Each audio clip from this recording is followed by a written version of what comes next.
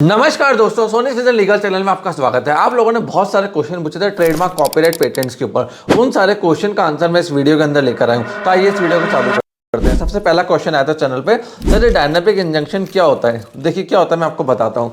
आप किसी बड़ी वेबसाइट के खिलाफ कोर्ट के अंदर गए, अब आपने क्या स्पेसिफिक वेबसाइट के खिलाफ ऑर्डर ले लिया, बट 100 और वेबसाइट निकल के आ गई। तो अब ऐसा था नहीं कि बार बार आप कोर्ट जाओगे, लॉयर को एंगेज करोगे, कोर्ट का टाइम वेस्ट करोगे, बार बार इंजंक्शन लेते रहोगे। तो कोर्ट के पास पावर है अंडर सेक्शन 151 सीपीसी में ये लागू होता है। इस चीज का ध्यान रखना, जहां पे कोर्ट फ्यूचर एक्शंस भी दे सकती है कि जो माइनर वेबसाइट है, प्रॉक्सी वेबसाइट से और क्लोन यूआरएल से, उनको भी ब्लॉक करने का ऑर्डर इसी में दे सकती है। तो उसको डायनामिक इंजंक्शन बोलते हैं। मतलब फ्यूचर में जितनी भी वेबसाइट से मिलती जाएंगी, कॉपीज मिलती जाएंगी, उनके लिए भी ऑर्डर एप्लीकेबल होगा। अब चलते हैं सेकंड क्वेश्चन की तरफ।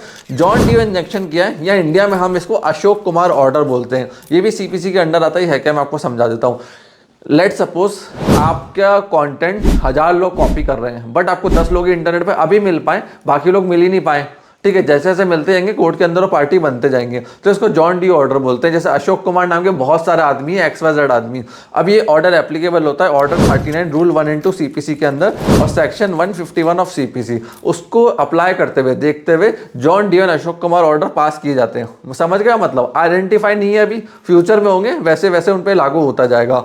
तीसरे क्वेश्चन की तरफ चलते हैं। इंडिया में पर्सनैलिटी राइट्स का सर प्रोटेक्शन क्या है और क्या इस पे अभी नए लॉस चल रहे हैं? देखिए इंडिया के अंदर पर्सनैलिटी राइट्स के ऊपर कोई ऐसा एक्ट और पर्सनल लॉ इस समय नहीं आया, पहली चीज इंडिया के अंदर। But article 21 of constitution of India किसी भी इंसान को उसके personal rights, privacy, dignity, personal liberty provide करता है। उसके बाद कॉपीराइट एक्ट 1957 के अंदर section 38A and B performance right देता है। परफॉर्मेंस राइट देता है। अब मैं एक एक्टर हूँ या कोई यूट्यूबर हूँ, क्रिएटर हूँ, तो मैंने कहीं परफॉर्म करा है किसी स्टेज के ऊपर जाके, तो जो वो परफॉर्मेंस मैंने दी है ना उस स्टेज के ऊपर, उस मूवी के अंदर, वो परफॉर्मेंस राइट्स मेरे होते हैं। अनलेस अनलेस मैं किसी के साथ वो एग्रीमेंट साइन कर लूँ कि राइट्स सारे उसके होंगे, तो उसको हम बोलते हैं परफॉर्मर्स राइट्स। तो वो भी इसके अंदर कवर्ड होते हैं। फिर आता है सेक्शन 57, ये ऑथर के स्पेशल राइट्स होते हैं। जैसे अगर मैंने कोई चीज़ क्रिएट करी है, मेरा एक ऑथर हूँ, मैंने डांस का मूव हो गया, मेरी एक पर्सनैलिटी हो गई, मैं उस चीज़ का ऑथर हो गया, तो वो राइट्स मेरे हैं, जहाँ मैं कोर्ट से क्लेम कर सकता हूँ।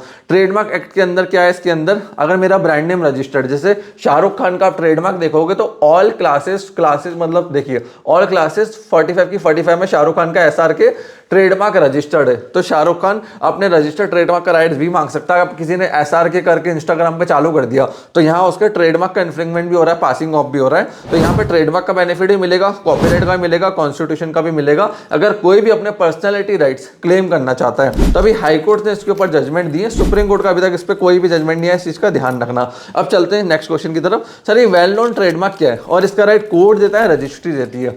दोनों दे सकते हैं। रजिस्ट्री में आपको एप्लीकेशन मूव करनी है, 1 लाख रुपए की गवर्नमेंट फीस होती है। रजिस्ट्री आपका डेटा देखेगी, आपने कितनी मार्केटिंग करी है, मार्केट वैल्यू क्या है, मार्केट रिकॉल वैल्यू क्या है, उसके बाद वो ऑर्डर पास करेंगे। कोर्ट के अंदर भी आप ऑर्डर को क्लेम कर सकते हैं। आप कोई केस को फाइल करें, कोर्ट भी कह सकता है कि हाँ ये एक वेल नोन ट्रेडमार्क है, जैसे काफी सारे केसेस में देखने को मिला है। अब चलते हैं नेक्स्ट क्वेश्चन की तरफ। कॉपीराइट और ट्रेडमार्क प्रोटेक्शन में क्या डिफरेंस है? कॉपीराइट आर्टिस्टिक वर्क पे मिलता है, बुक्स, म्यूजिक, फिल्म, सॉफ्टवेयर, इनके ऊपर जहाँ आर्ट इन्वॉल्व है। ये 60 years after the death of author चलता है, वैलिड होता है। ट्रेडमार्क क्या है? आपके ब्रांड नेम, लोगो, जहां से आप ट्रेड करोगे, माल बेचोगे अपना, वहां पे ट्रेडमार्क लग जाता है, एक्ट लग जाता है। इस चीज का ध्यान रखना।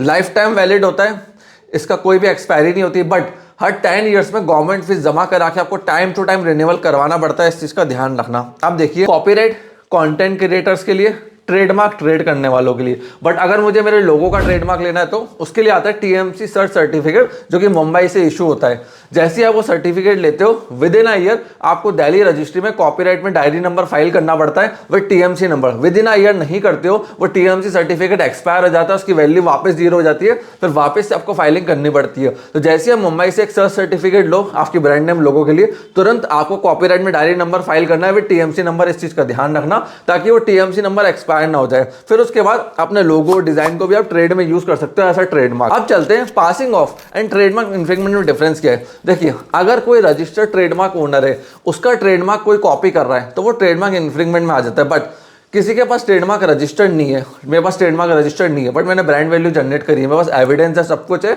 तो मैं कोर्ट में पासिंग ऑफ के अंडर जा सकता हूं। तो पासिंग ऑफ में क्या आपको गुडविल प्रूफ करनी पड़ेगी, इनवॉइसेस लाने पड़ेंगे, एविडेंस लानी पड़ेगी। ट्रेडमार्क इन्फ्रिंगमेंट में क्या है, सिर्फ एक रजिस्ट्री का सर्टिफिकेट इनफ होता है। इस चीज का ध्यान रखना। तो ये डिफरेंस होता है दोनों के अंदर। और अब चलते हैं नेक्स्ट क्वेश्चन की तरफ। ऑनलाइन कॉपीराइट इन्फ्रिंगमेंट में क्या क्या रेमेडीज अवेलेबल है?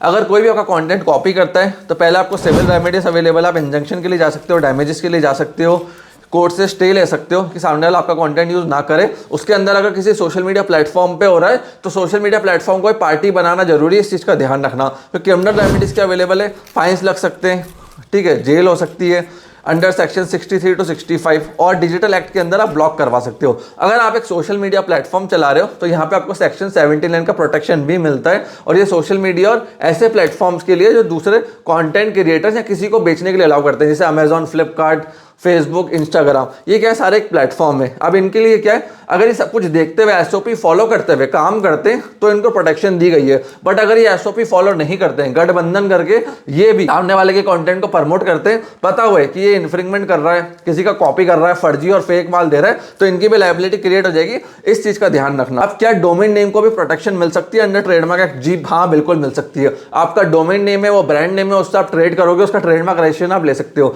जैसे मामाअर्थ ने लिया, एम कैफे ने लिया, बोट ने लिया, शुगर ने लिया, हर बड़ी ब्रांड नेम अपने डोमेन का भी प्रोटेक्शन रखती है, उसका भी ट्रेडमार्क लेते हैं ताकि कोई दूसरा उसको कॉपी ना कर पाए। तो अगर आप एक ऑनलाइन वेबसाइट रन कर रहे हो तो अपने डोमेन का भी ट्रेडमार्क लेना, ब्रांड नेम का वर्ड मार्क लेना, ताकि आपको फ्यूचर में दिक्कत ना आए। सो फ्रेंड्स, ये सारे क्वेश्चन, आई होप आपको वीडियो पसंद आई होगी। डाउट क्वेश्चन रह गए, कमेंट सेक्शन आपके लिए ओपन है, कमेंट सेक्शन में कमेंट करके हमसे पूछ सकते हो। आपने इस वीडियो को यहां तक देखा, इतना प्यार एंड सपोर्ट दिया, उसके लिए धन्यवाद।